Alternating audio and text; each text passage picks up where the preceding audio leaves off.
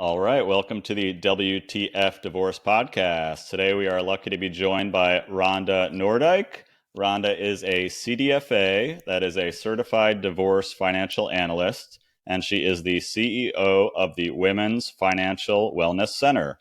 Thanks for being on the show today, Rhonda. Hey, thanks for having me. So I caught your Instagram the other day and I thought it was really compelling. Why don't you give us a quick recap of why you created the Women's Financial Wellness Center and why you do what you do? Yeah, absolutely. Well, so I started my business in 2014. And prior to that, I'd been in the financial industry, and I just had a lot of women that were coming through my doors that said, Rhonda, I'm contemplating or going through divorce. I don't know what questions to be asking. I feel like I'm overwhelmed. And I honestly don't even feel like, anybody's advocating for me. And you hear that enough, and you're like, okay, there has to be a better way to do this. So I left Open Women's Financial Wellness Center, and quite frankly, I haven't looked back. I've always said I'm a small town girl who decided I wanted to change the world, and that was 9 years ago, right? And now, while I'm headquartered in the Midwest, have clients all over the country, and in fact, all over the world, and I get to be the person, right, that is part of their team to help them navigate through the financial aspects of the divorce process. So are you generally working with the divorce lawyers, with a team, as part of a team? What would it look like if somebody was either thinking about divorce or in the middle of it? When would they reach out to you?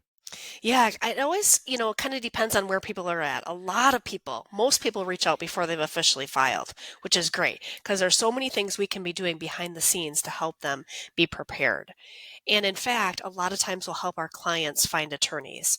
And we've been really good at matchmaking with our clients and attorneys because we know what we're looking for. So that's certainly very, very helpful. And then in addition, there are people that reach out in the middle of the process and they're like, Ron, I'm in the middle of the movie and I don't know what's going on. And so we can certainly help people, in that regard too.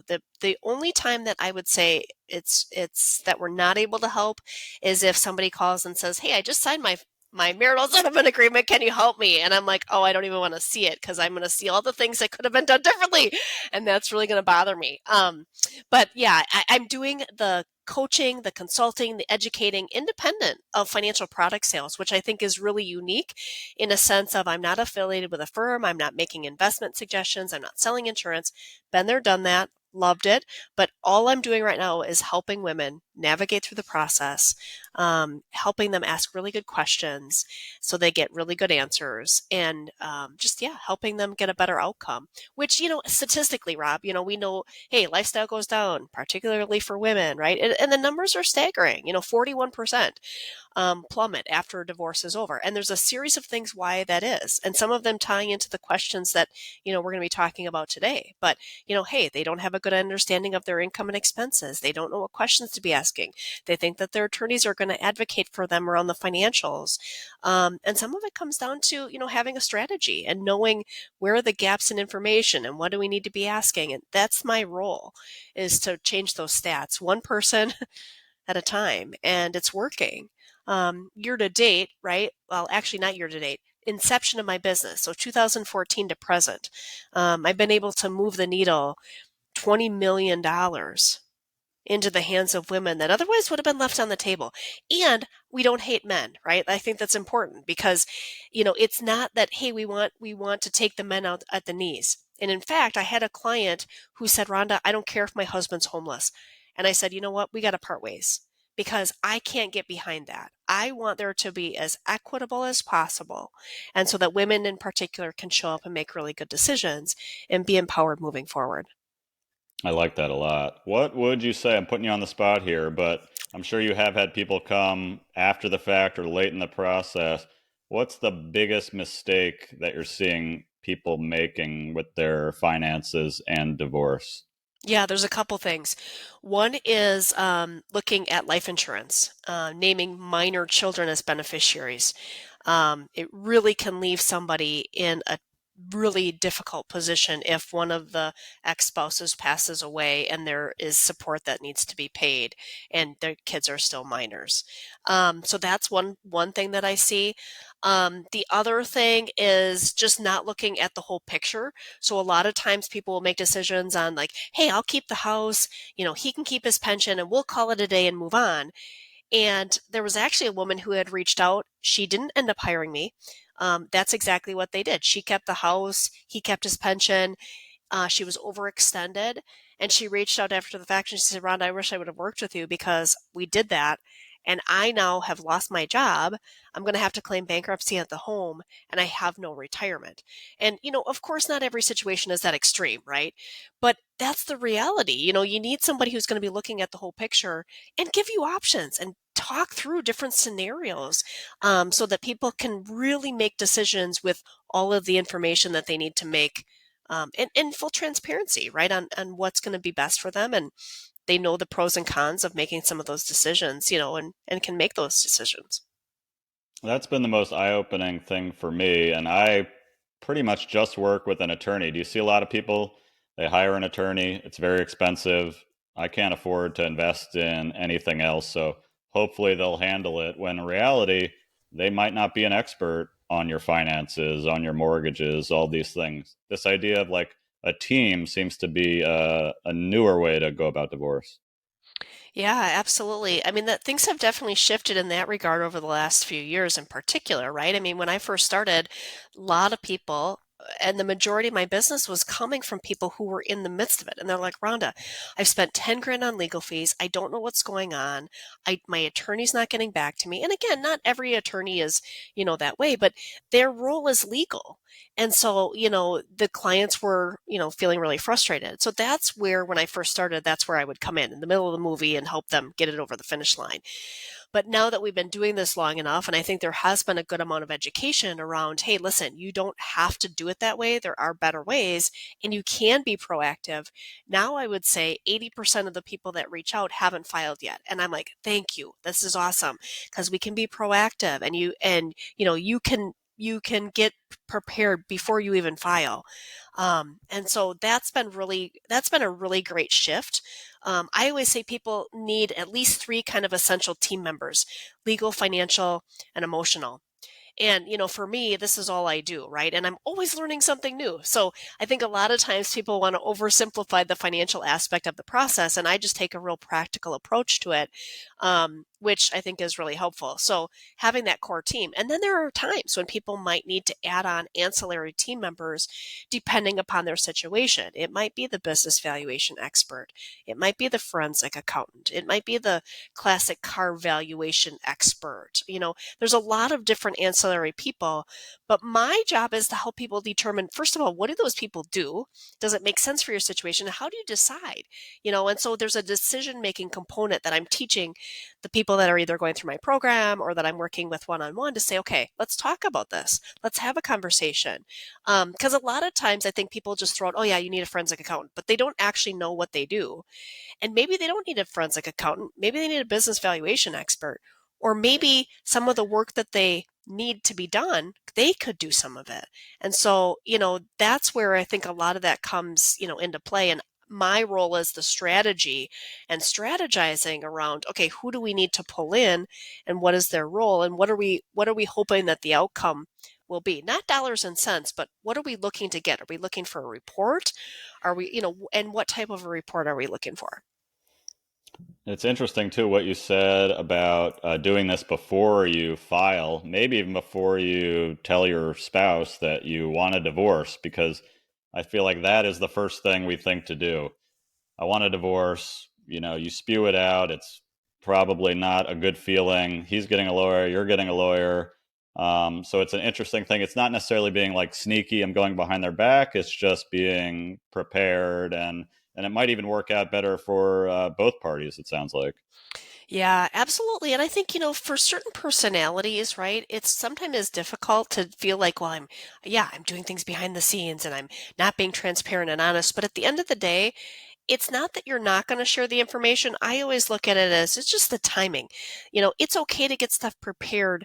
It's not that you're not going to be telling them what's going on. It's just a matter of when you tell them. So it's not if, it's when. And I think that can just help, that mindset shift can help people get their arms around like, yeah, you know what? I need to be prepared. That's one of the biggest things, I think, is getting somebody else that can help give you some peace of mind, because it's such an emotional roller coaster. And if you don't have anybody, or if you only have your attorney, that might cost $500 every time you pick up the phone and ask a question. Of course, you're going to feel terrified, and you feel like you're lighting money on fire. So, yeah, that's an important thing that we're doing, is educating people of the value of investing in a team, which might sting a little at first. I can't afford this. I can barely afford my attorney. But it seems like people are saving money, peace of mind, all these things by investing a little at the beginning. Yeah, absolutely. All right, we get a bunch of questions here, so we picked out a few to answer. Let's get right to it. Health insurance. My spouse carried it. How do I afford it by myself? Yeah. It's a great question. So I usually tee up the health insurance conversation around getting information, right? Because essentially we can boil it down to there are a few options. So the first option, and again, we don't know which option is going to be best until we get all of the information. So first option could be COBRA, where you could potentially stay on your spouse's insurance for a period of time. Now, a lot of times people say, oh, it's too expensive. I'm like, how much is it? And they say, well, I don't know. Well, how do we know if it's too expensive then? So you would need to get some information about what the amount would be monthly for you to stay on COBRA. You can stay on COBRA as a result of divorce up to 36 months. But of course, each plan's different. So again, without having a conversation with your spouse's employer, you wouldn't know what their internal documents say. Sometimes it's 18 months, sometimes it's 24, but it could be as many, right, as much as 36. So that's a whole 3 years that would buy you some time while you're trying to find things out. The other option could be state insurance if you qualify for that. And then the third option is traditionally individual insurance where you would, have a plan yourself. The fourth option, of course, right? The bonus option would be if you end up getting a job and your employer provides health insurance, certainly then you could do that as well. But those are essentially the options. And I usually tell people get the quotes and just line them up, right? And then evaluate what's going to make the most sense and make sure that you're planning in your, projected budget for the health insurance costs, right? So that you can make sure that you're planning for that appropriately. Yeah, that has to be a big worry, is they handle all of this stuff. The rug's getting pulled out from under me.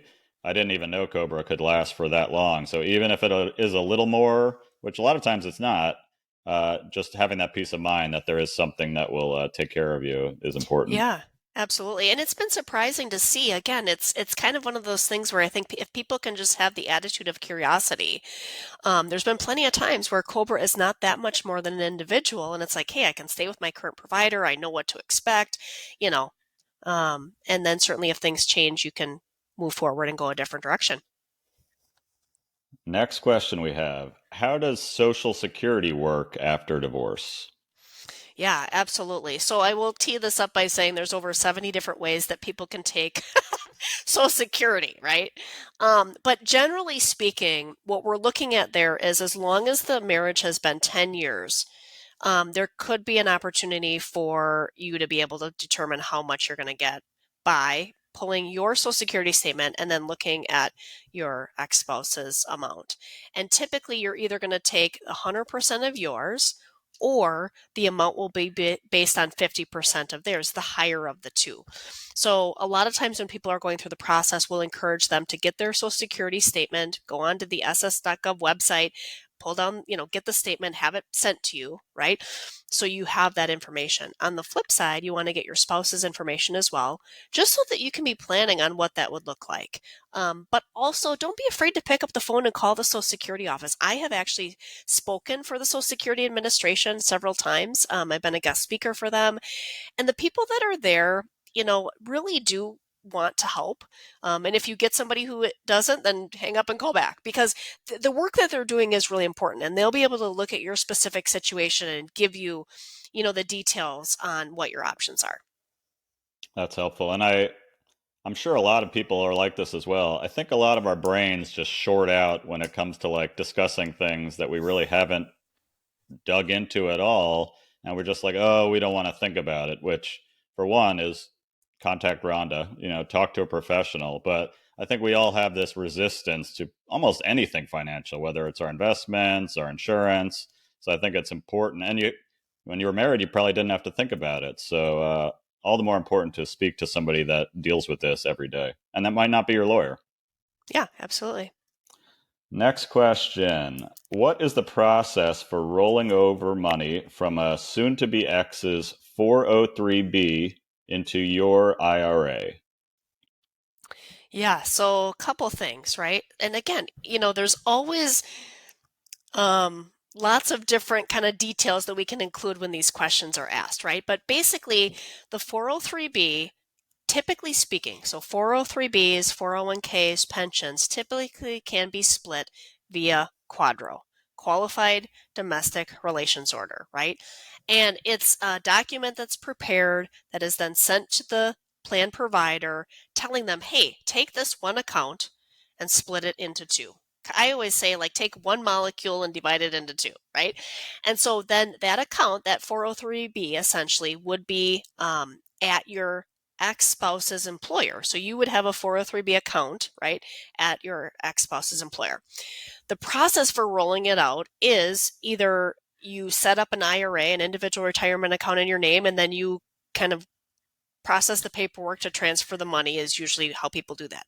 Sometimes if they have an existing IRA, again, they will facilitate that paperwork to get that transferred. The important thing for people to know, though, is there is an opportunity pursuant to the quadro that people can actually access some of those funds without a penalty. So it's still taxable because, again, you haven't paid taxes on it yet, right? It's still taxed as income if you were to take a distribution, but you have kind of a free pass, if you will, to be able to take it out without a penalty. Once those funds are rolled over into an individual retirement account, then all bets are off. So I was working with a woman and she was like, oh yeah, well, I'm going to be living with my parents. I know it's not ideal, but one of the things we're going to do is I'm going to use some of the money from the quadro to be able to refinish, the basement. I'm like, okay. I said, here's the deal. Do not transfer the money to an individual retirement account, right? Make that transfer before you take the money out, or you won't be able to take it out without a penalty. I told her that like 3 times, right? Okay, we're good. Yep. She calls me, hey, I was on the phone with the company and they made it super simple and we rolled the money over. And I'm like, okay, so you can still take the money out, but now you're going to be, paying taxes and a penalty. So again, I'm not advocating that people dip into their retirement funds, but sometimes there's no other option and you just need a little bit of cash to get you through, the situation. And so I always like people to just be aware that that could be an option.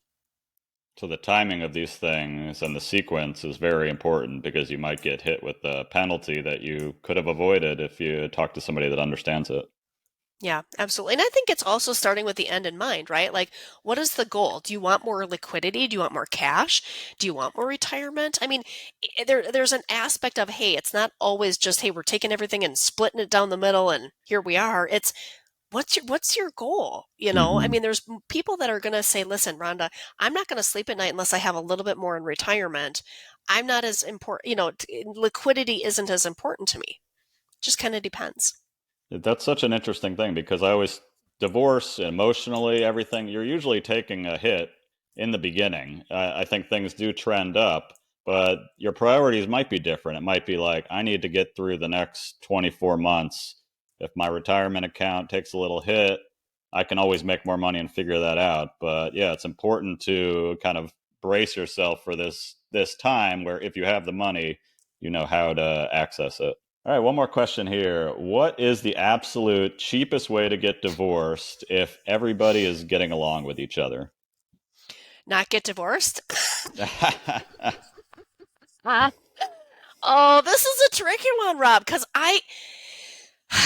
here's the thing. Okay, there was a client once who said, Rhonda, when we think about the word amicable, which I know is a word that a lot of people are putting out there, right? It means devoid of conflict.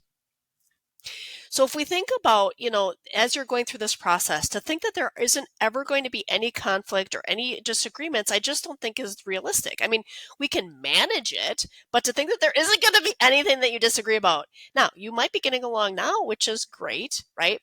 But the question is, what if you get down the path and all of a sudden now things kind of go off the rails? So there's a lot of different options for people. And I think, I always approach it to say, let's look at the situation. Let's look at the different paths to get divorced. Let's talk about the pros and cons of each, and then figure out what is going to be your next best move. A lot of times people say, well, we'll do something, we'll do the online forms. We'll do the pro se, meaning we don't have attorneys. We'll do mediation. It just depends, right? I mean, you want to make sure that things are done properly because at the end of the day, property division is final. So when the divorce is final, if you realize you shoulda, coulda, woulda, it's kind of too late, right? Um, I I always look at it like managing risk. If things are going well, great. Then maybe mediation is a good place for you. Make sure you've got a good mediator, make sure you've got a good team, make sure you understand the pieces. We don't have to overcomplicate it, but I also think people just need to have a realistic view of, okay, not if we have issues, but when. How are we going to handle them? What's our plan? Because I most of the time people get into it and it's way more challenging and there's a lot more details. Um, and this is like I said, this is all I've done for the last 10 years, and I'm always learning something new. There's always so again, just kind of keeping that in mind too. Like you want to just make sure that things are done properly. Right. You cannot be fooled by that. There is no divorce that is, whistling, everybody's fine. Once you get into the weeds, you start spending some money, you start looking at finances and when you're going to see the kids. It's natural, you're human, that there is going to be a little bit of conflict. So I think it's important not to just say, hey, we get along, let's just sign the papers. You still should be talking to professionals. Yeah, absolutely. And I think a lot of times too, there's usually one person that is, hey, we're getting along as long as I agree to whatever the other person is saying and go along with whatever their plan is. So, yeah, just some things to be keeping in mind and again, making sure that you're being as proactive as possible and again, just make sure you've got the right team of people, whatever that looks like. It's kind of like, the therapy component, right? As the emotional aspects are higher, you may dial in and need to meet more frequently with the therapist. As things settle down a little bit, you might be able to back off. That's how I like people to look at their entire team. Like you can dial it up, you can dial it down, but having that essential team legal, financial, emotional at the ready. Having them at some base level involved, I think really does put people in the best position possible. Well, this is great. I'm sure you hear this a lot. I wish I knew Rhonda when I was going through my divorce because you make it sound a lot calmer, a lot more.